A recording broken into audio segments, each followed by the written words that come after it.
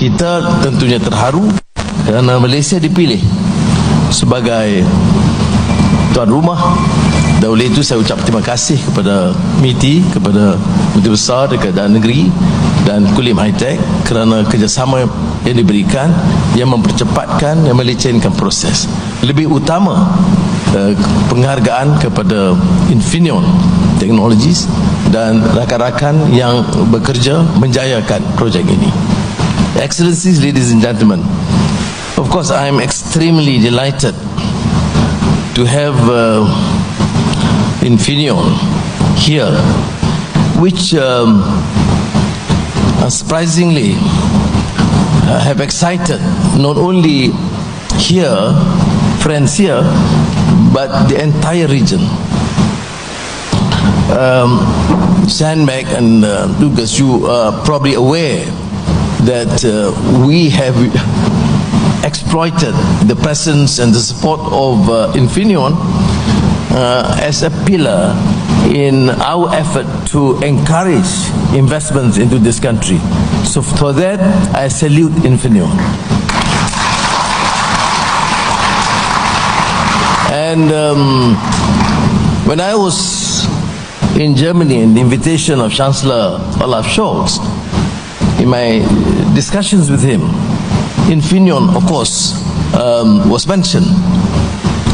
He was extremely delighted that we welcome you and that Infineon have agreed to expand your activities here, becoming a very large semiconductor enterprise. And in fact, he was joking in the lighter note, saying that Prime Minister Anwar, I would have wished that they expand and focus in Germany. But on a serious note, you know that it is a major activity in industry in Germany, well known to the world, and for us it is certainly a remarkable feat indeed. So there are a few issues that I like to raise here. First, your presence is not only an entry into what is considered a new technology, with green technology, with a highly focused and precise industry. And I want Malaysians to share this, to understand that this was built through research, highly skilled professionals and dedicated workers, and great discipline. And that's why you have created Infineon as a major semiconductor enterprise, fab industry, and now a leading edge in this field. This does not happen, as you know, except for a clear direction, of course, policies of government that encourage those, but the enterprising professionals and researchers in all fields.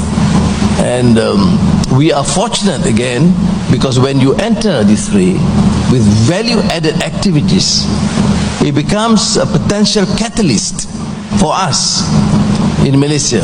For example, to understand that nothing works without a clear discipline and focus. Nothing works without focus on research and development and creating highly skilled professionals that can fill this gap. So in the decades that Infineon was involved here, in the wafer fabrication at the back end, but what is to me astounding is the Infineon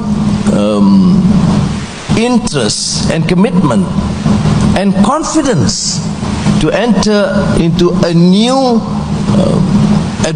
enterprise in the front end of fab industry, which is to my mind a great feat. And I think Malaysians should understand that it is not a normal wafer fab technology. we have now been recognized to be able to receive an outstanding technological enterprise that now cater for a front end, and therefore it shows that Malaysia has now gone up the ladder, and we then need to be prepared. The infrastructure must be great. This involves Kulim High Tech, the state government, and the federal agencies. We should not and cannot tolerate inefficiency, any delays, because when companies like Infineon gives us that confidence, we must reciprocate with clear commitment. That's precisely number one. Now, number two, the ecosystem. Why is Malaysia now regarded as a hub in the region for ecosystem? We're able to compete with our neighbors because we have an edge for the last 2-3 decades. So the ecosystem helps now, but it needs to be improved. I've always emphasized the need for resilience.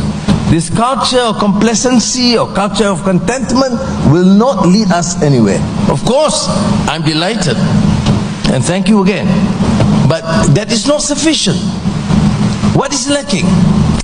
I am naturally proud to see some of our local players working with the German professionals in developing and this new fab culture, which is, to me, mind-boggling.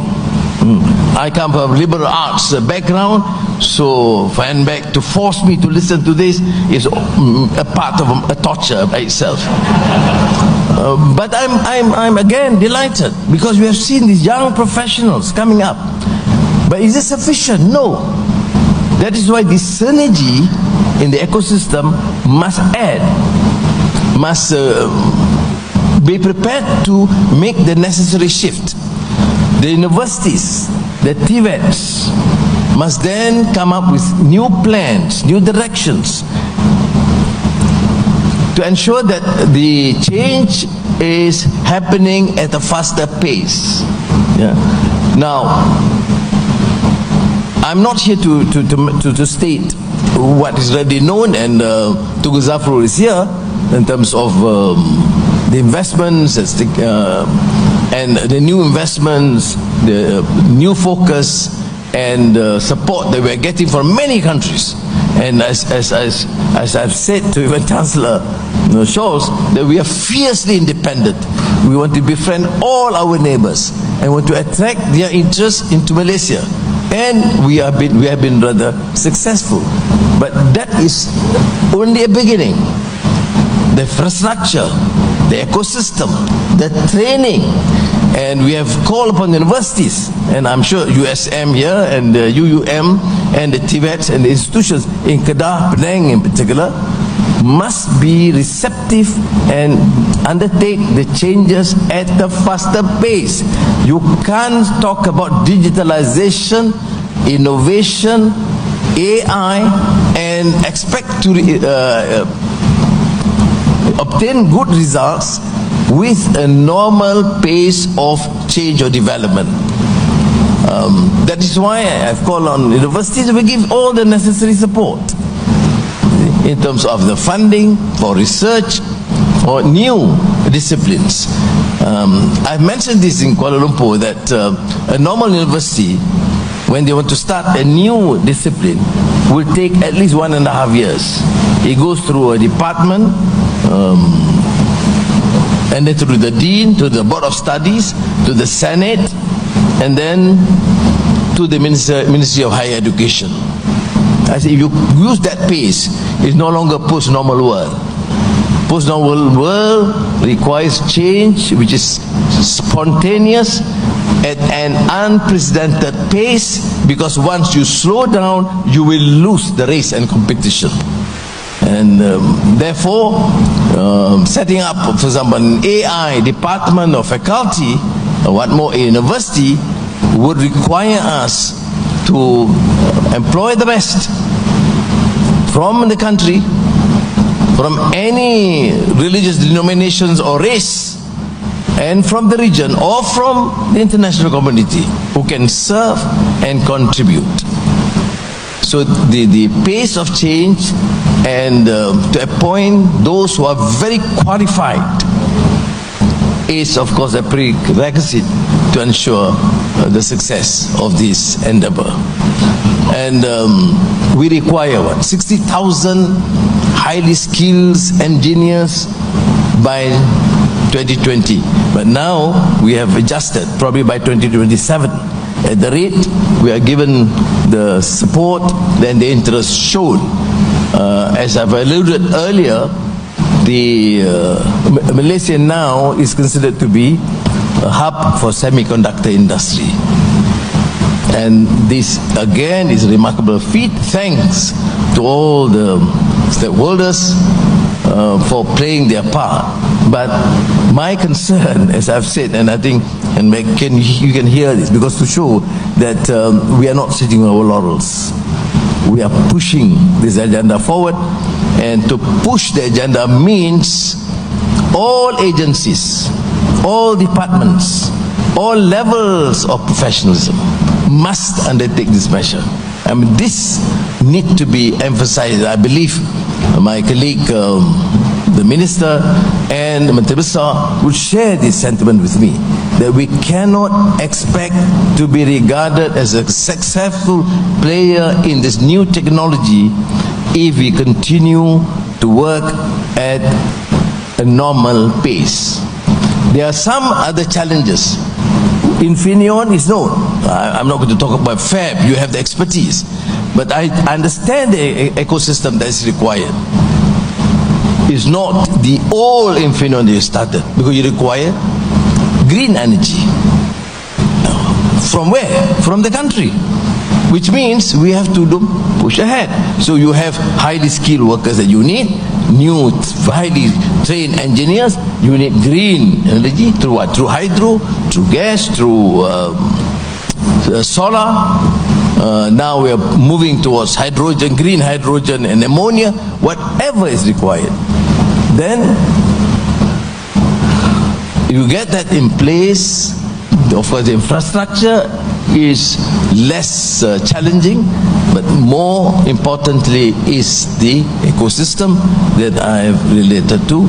And I think for the Malaysian government, we'll do whatever is necessary. We'll continue to engage with you to make sure that we remain a very attractive destination for investments. And I'm proud to say not only Infineon, but Germany as a whole, the industries in Germany have chosen Malaysia as one of the major investment destinations. And our visit organized by MITI, MIDA and our colleagues have shown that even the SMEs, that conference that I attended, and also Hamburg, which is more aristocratic environment, where they forced me to use a black tie. But I've seen this interest. My focus is now to ensure that we do reciprocate and we take the adequate measures now so that our economy will continue to grow. Now today, and today's event marks a major, a huge milestone for Kulim, for Kedah, and for Malaysia, to showcase that we are able to attract world-class investments.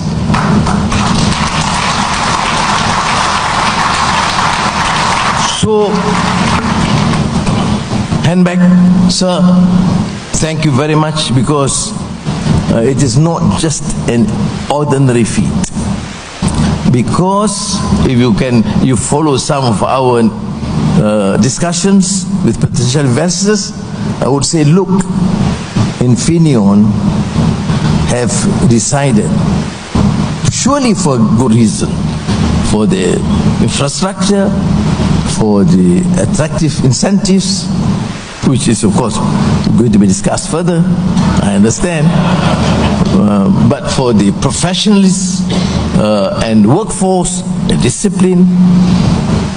And that's why they choose. And because of your presence, it becomes, and to place a world largest 200 mm silicon carbide power fab, that alone is a major selling point for us in the country.